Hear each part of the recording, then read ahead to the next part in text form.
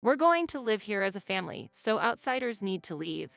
My mother-in-law slowly and carefully explained this to make sure I understood. Nelda's face turned red while she put her hand over her mouth. Unable to hold back, Nelda burst into laughter, which triggered my mother-in-law to laugh out loud as well. Right after my father passed away, my in-laws seemed to have been lying in wait, and they showed up trying to take over our high-rise apartment. Surrounded by their laughter, I just bowed my head. My shoulders were shaking. Perhaps feeling pity for me, Brad spoke words of comfort. Don't be so down. I let you be by your father's side, so you should have no regrets. Now it's my turn to do the same. Why don't you go visit Helen? Though, I'm not sure if she will be okay with it. I shook my shoulders, holding back my tears. But I couldn't bear it anymore. Suddenly, I lifted my face and started laughing loudly. Ahahaha. I wiped the tears from the corner of my eyes. Do as you please. I've already contacted the lawyer. It's arrogant to emphasize that I did my filial duty. Thinking that they were enjoying themselves behind our backs, deceiving me and my father, anger welled up within me. I was determined to spoil their plans of joy following my father's death. I am Michelle White, 53 years old. My only daughter, Helen, graduated from university this year and started working. I thought I'd be more at ease after finishing raising her, but I'm still worried about Helen, who lives alone in the city. It has been 6 months since she started her job, but she hasn't come home even once. I wonder if Helen is eating properly, I blurted out during dinner with my husband. Tonight's menu was meat and potatoes, Helen's favorite. Eating that, I couldn't help but think of her face. She just started her job, so I know she's busy, but that's exactly why I want to make nutritious meals for her.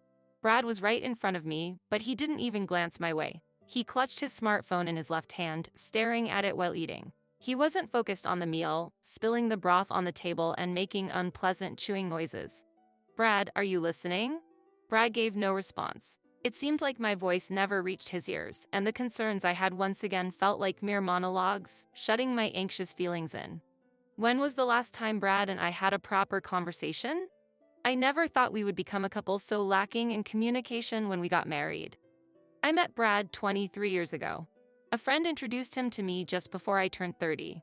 Brad was well educated and worked for a major company, which made me nervous, but I was immediately taken by his kind, confident smile. It seemed he liked me too, and we started dating. He always planned dates at sophisticated cafes and romantic spots featured in fashion magazines, escorting me each time. I've been really focused on my work and didn't have much luck with women, but meeting you felt as if it were predestined. I can tell you are the one for me. His handsome features made even the sweetest words seem fitting. He was like a prince who openly expressed his love. But I was not a princess. I was just an ordinary office worker. I was anxious about whether I was good enough for someone so elite. While I was having such worries, Brad unexpectedly proposed to me. While it should have been a joyful moment, the fact that we had only known each other for 2 months made me anxious, and I couldn't say yes. When I shared my concerns, he gently embraced me and whispered in my ear, "Marriage doesn't need extra emotions. To me, you are the best." So we got married, and I felt like the happiest woman in the world. That was until the day after our wedding when our new married life began. "Michelle, are you really going to feed me this?" Brad said coldly as he looked at me, setting the breakfast on the table. His face was very cold, and he clearly seemed in a bad mood, though I couldn't understand why. It was our first day living together, so I had put extra effort into the cooking. I prepared a lavish breakfast, including an omelet with crispy bacon, yogurt parfait with berries and oats, and freshly baked scones right from the oven. I just need coffee and bread in the morning. It's hard to read the newspaper with anything else. Ah, I see. You're the type who doesn't think about efficiency and enjoys a leisurely, inefficient meal in the morning. How that figures. Brad's attitude had changed completely since yesterday. I was so surprised by his words that I was left speechless. He stared at my shocked face. "That foolish look on your face, I like it," he said with a grin. However, he left the house without touching the breakfast. Left alone with the untouched meal, I had no choice but to stand there. I had planned to take the day off work to tidy up the house, but I was so shocked by his words that I couldn't move, neither physically nor emotionally. Around 9 a.m., the doorbell rang. When I opened the door, my mother and sister-in-law Nelda entered the room without a greeting. Michelle, it seems you tried to impress Brad with your cooking this morning, but that was futile. Brad is not a simple man who can be manipulated with food," my mother-in-law continued without pausing for breath. Brad always eats bread at home and goes to work as usual. It's unfortunate for him, especially so early in the marriage.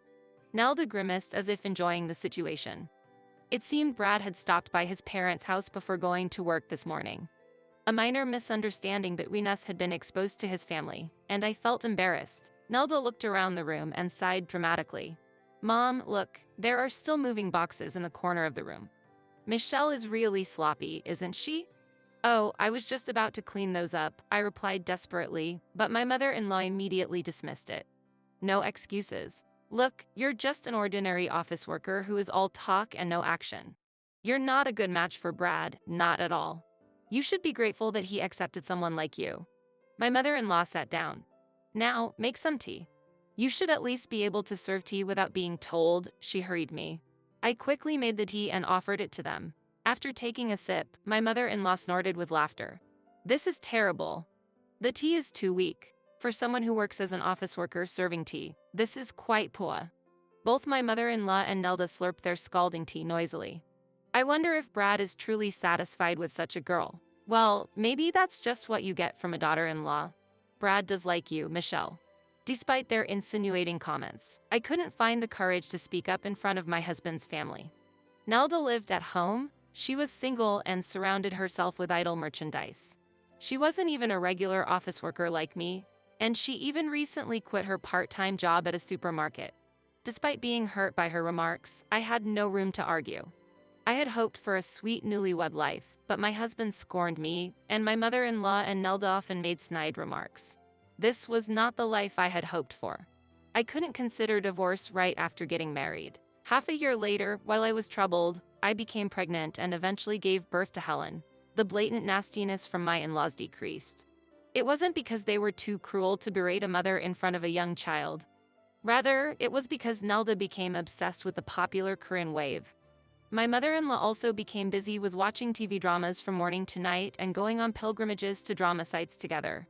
As a result, they showed less interest in me and my daughter. It's sad that Helen didn't feel her grandmother's love, but maintaining a proper distance had somehow kept our household calm. Brad seemed satisfied as long as I fully understood and supported his pace of life. Time flew by, and before I knew it, we'd been married for 23 years. While it can't be said that I am extremely happy, we have been living a stable and troubled life. I thought time would just quietly continue to pass.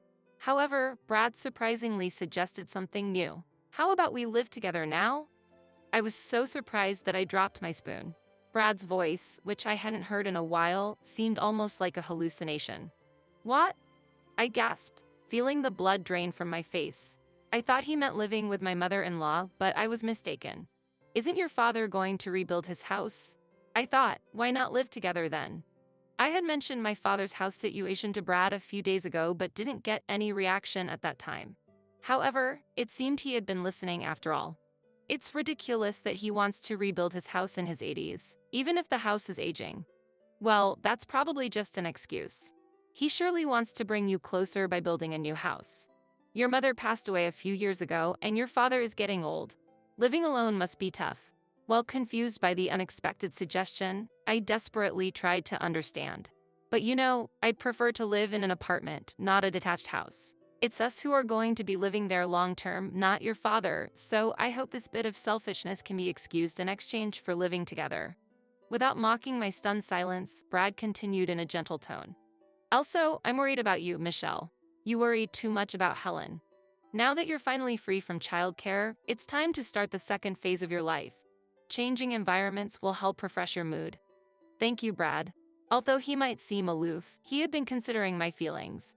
Tears welled up in my eyes. I immediately talked to my father about moving in together, and he was very happy and couldn't thank Brad enough.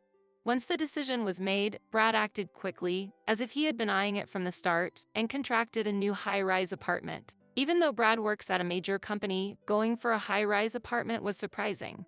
I only receive a monthly allowance for living expenses and am not familiar with our savings, but when I checked the market price of the apartment, my head started to spin. Now that Helen is independent, I don't feel like living in a family-type apartment anymore. I want to start the second phase of my life. Since it's going to be our last home, I think it's okay to indulge a little. It seemed my father had already agreed and plans had been moving forward without my knowledge. Although I felt a bit anxious, living in the high-rise apartment was actually very comfortable. This beautiful new home was supposed to be the start of a fulfilling second phase of my life. However, my relationship with Brad gradually deteriorated. There was some conversation until the purchase of the new home, but afterwards, the previous silence returned. Additionally, his overtime and business trips increased, and he barely came home. May Brad can't relax at home because my father is there? My father looked sad and seemed to have lost his energy, confining himself to the small space. Dad, do you no longer go to your ballroom dancing classes or do karaoke? It seems you haven't gone since we moved. I've decided to quit. Why? Well, it's fine. I get to spend time with you. That's enough for me. My father lost his hobbies and he seemed to have aged rapidly. Even when I encouraged him to go out, he oddly only went for walks late at night. Then, just a year after we started living together, my father was rushed to the hospital due to an illness. While preparing for his hospitalization, I found a passbook hidden among his clothes when I opened his drawer. It felt wrong to go through my father's personal items, but something felt off. When I opened the passbook, a surprising truth was revealed. Dad, what is this all about? I rushed to the hospital and confronted my father directly. However, he just smiled. Spending time with Michelle was the greatest happiness for me. I'm grateful to Brad for that. But actually, there's something about him. My father's words shocked me, and I couldn't hide my disturbance. Quietly, my father took my hand in his. And a few days later, my father passed away quietly. When I contacted Brad, he responded with a bright tone. Oh, that was quicker than I thought. Afterwards, a disaster that seemed to cut through my grief struck. As I was looking for a photo for the memorial service at home, the front door opened. I thought it was Brad returning, but I heard several footsteps. Can we put these boxes here? The newcomers were movers, carrying cardboard boxes. Behind them appeared my mother-in-law. Oh, Michelle, you're here too? Nelda and Brad were with her. As box after box was brought in, I asked in astonishment, what are these boxes for? Can't you see? A tea-serving office lady seems to lack insight. Nelda and I are moving in. My mother-in-law answered nonchalantly. She and Nelda exchanged glances and laughed together. Nelda added pointedly, we express our condolences. Yes, our condolences. Now, could you please leave? As I stood bewildered, Brad, who had been silent, suddenly laughed. Michelle doesn't get it, explain it to her in simpler terms. Then, my mother-in-law began to explain slowly. We're going to live here as a family, so outsiders need to leave. She slowly and carefully explained this to make sure I understood. Nelda's face turned red while she put her hand over her mouth. Unable to hold back, Nelda burst into laughter, which triggered my mother-in-law to laugh out loud as well. Now that the troublesome old man is gone, this house belongs to us. Their laughter echoed through the home that had once promised a new chapter in my life, now turning into a scene of betrayal and loss. Surrounded by the laughter of my mother-in-law and her company, I bowed my head as my shoulders were shaking. Perhaps feeling pity for me, Brad offered some words of comfort. Don't be so down. I let you be by your father's side, so you should have no regrets. Now it's my turn to do the same. Why don't you go visit Helen? Though, I'm not sure if she will be okay with it. I was shaking, holding back tears, but I couldn't bear it anymore. Suddenly, I lifted my face and started laughing loudly. Ahahaha. I wiped the tears from the corners of my eyes. Please do as you like. I've already contacted a lawyer. Brad and the others twisted their faces in surprise. Has she gone mad? How creepy. Ignoring their reactions, I left the house. Their presumption of doing me a favor by allowing me to fulfill my filial duties was offensive. Thinking that they had been enjoying themselves behind our backs, deceiving both me and my father, anger welled up within me. I was determined to spoil their plans of joy following my father's death. For the time being, I put them aside and made sure my father's funeral went smoothly without any disturbances. Of course, none of Brad's family attended. After successfully sending off my father, my revenge began. I did not return home but stayed in a business hotel. Then, on the following Sunday, I went back to the high-rise apartment, my resolve firm. Using the keys I had, I unlocked the entrance and led many relatives into the apartment. Nelda, dressed in casual home clothes, let out a shriek of surprise.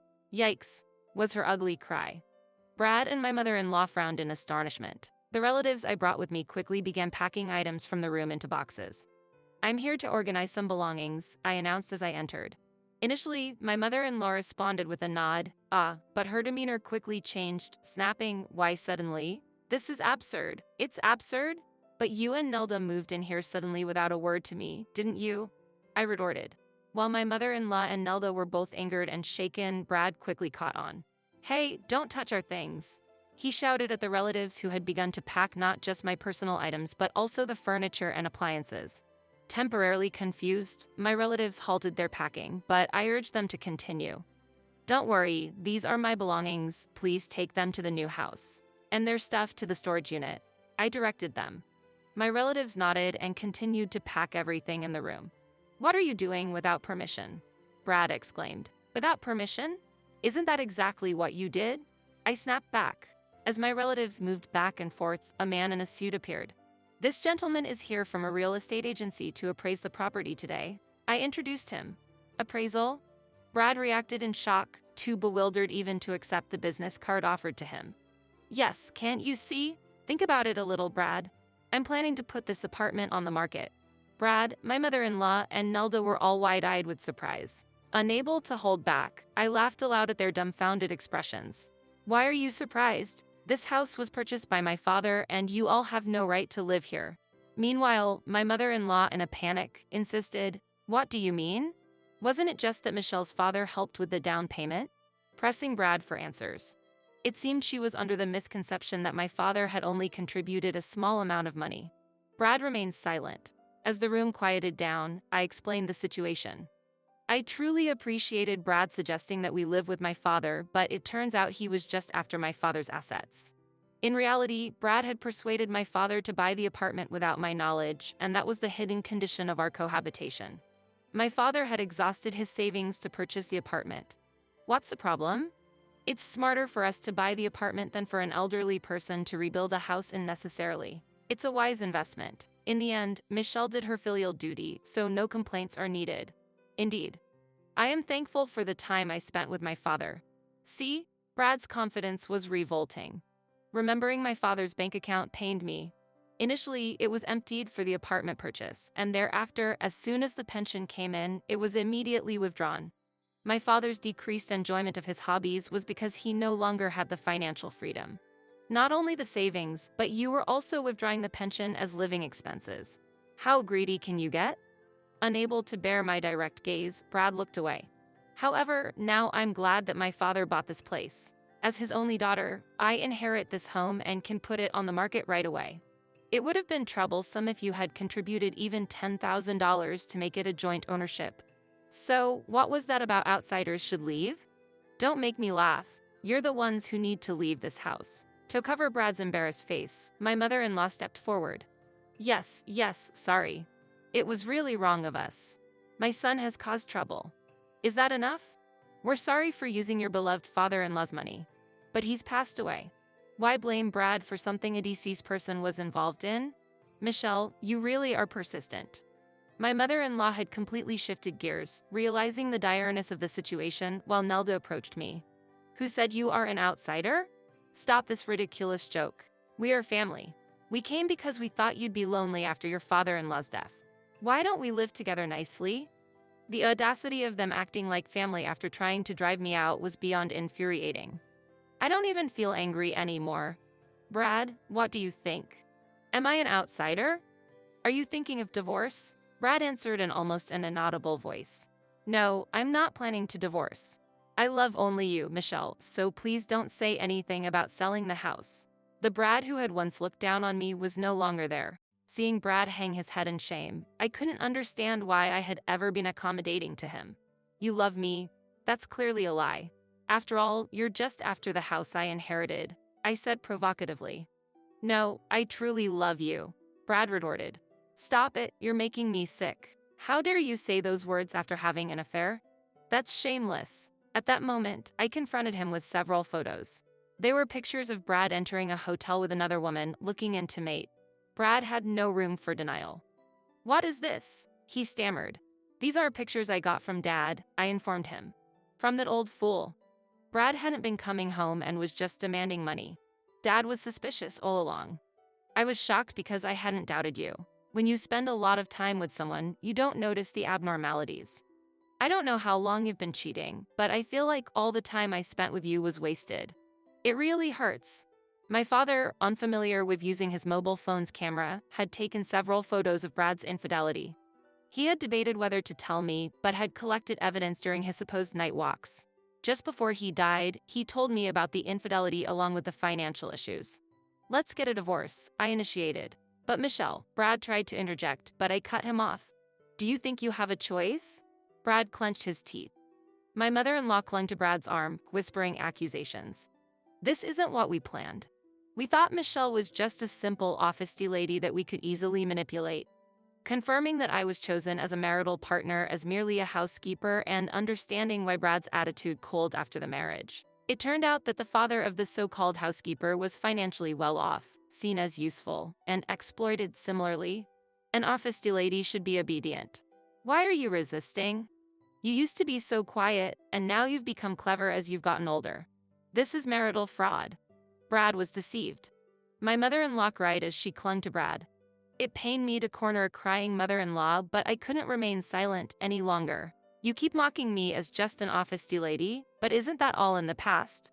Dragging decades-old issues into the modern days with such outdated views is extremely backward.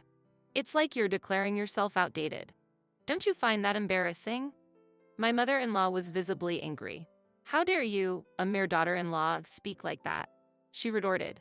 The atmosphere was tense, the reality of our fractured relationships starkly apparent. The house, once a symbol of familial unity and potential prosperity, had become an arena of betrayal and exposed secrets, underscoring the vast gulf of misunderstanding and manipulation that had underpinned what I once believed was a loving relationship. Brad, with tears in his eyes, raised his voice in defiance. "Yeah, you couldn't live without me." He trembled like a small dog trying to stand its ground. "Brad, you know I worked too. Maybe my salary wasn't enough for the high rent or for Helen's education expenses. But," tears spilled from Brad's eyes, yet I continued, "I can earn enough to cover my own living expenses." It was tough to balance raising a kid and work, but I'm really glad I kept going. "Thank you for everything, Brad. Goodbye." My mother-in-law glared at me with fury, but as Nelda tried to intervene, my mother-in-law ignored her and screamed her true feelings. "A daughter-in-law doesn't need judgment or money. Being stupid is enough." Her voice echoed in the now empty room, stripped of furniture. Nelda collapsed to the floor. Brad looked up to the heavens. The subsequent disputes were intense, but eventually, the house was sold and the divorce from Brad was finalized. When I filed for division of assets due to his infidelity, Brad quietly agreed. "Help me, I almost have no savings." While he had been wasting money, it turned out that his salary was much less than expected. Despite working at a large company with a high education, he had not advanced to a useful position even after turning 50, was not entrusted with significant tasks, and hardly did any overtime. As a result, his take-home pay was nearly the same as a new employee.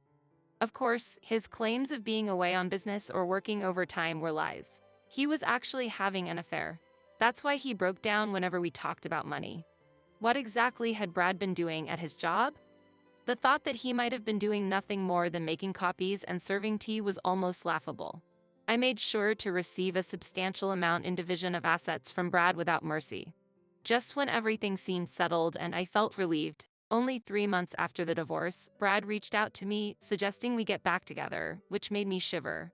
"Michelle, won't you start over with me from the beginning?" Previously, Brad had been proud of his job, but after our divorce, he moved into a cheap 2-room apartment with his mother and Nelda. The reality of his situation and his attempt at reconciliation felt both pitiful and infuriating. My journey had brought me too far to consider turning back to a man who had revealed himself so thoroughly. Brad's unexpectedly low salary shocked his mother, who had been counting on his high income. After several loud arguments in their thin-walled apartment, Brad left his mother and Nelda behind. Feeling mismatched with his company's expectations, he resigned from his job, despite deciding to start a new life with his affair partner. Once his financial instability became apparent, he was abandoned and eventually returned to me. Seeing Brad completely misunderstand his own situation was disheartening. When I demanded property division from his affair partner, she was furious, accusing Brad of being with her for money, yet there was never any future in their relationship. "I cannot possibly get back together with you." I firmly refused him. Brad left, deeply hurt, but the problems didn't stop there. "We have no money. Please, can you help us? Or at least lend us some? Brad's mother and Nelda pleaded with me. It seemed Brad had returned to his mother's side. Despite claiming to be an elite, he spent his nights living lavishly in the city, quickly accumulating debt which he seemed to ignore. With no choice left, his mother and Nelda began working part-time jobs, though it seemed to have little effect. I don't have money to lend to others, I told them. In a normal family, I might have considered helping them in times of trouble, but they had unmistakably treated me as an outsider. I had spent too long playing the role of the good daughter-in-law. Since the divorce, I've relished a life without obligations to anyone. Moreover, my small apartment, where I now live alone, isn't lonely because Helen frequently visits. It's a stark contrast to a home with a grandiose father and a somber mother. Mom, you've really changed, Helen noted. Yes, perhaps Grandpa protected me in his way, giving me the courage to change, I said as I handed her freshly made meat and potatoes, her eyes lighting up with joy. I'm so happy. I love your meat and potatoes. Helen savored a bite, her eyes narrowing in contentment. This new chapter of my life, free from the shadows of manipulation and deceit, filled me with a profound sense of peace and autonomy. The sense of happiness that comes from being cherished by someone fills my heart, even giving me a sense of purpose in life. I am inspired to continue transforming myself, hoping to become strong enough to protect my daughter. Don't worry, the taste of the meat and potatoes hasn't changed, I assured her. Helen tilted her head, puzzled, but seemed relieved. I hope for these peaceful moments to last forever, a sanctuary of love and tranquility where we can both thrive, free from the tumult of the past.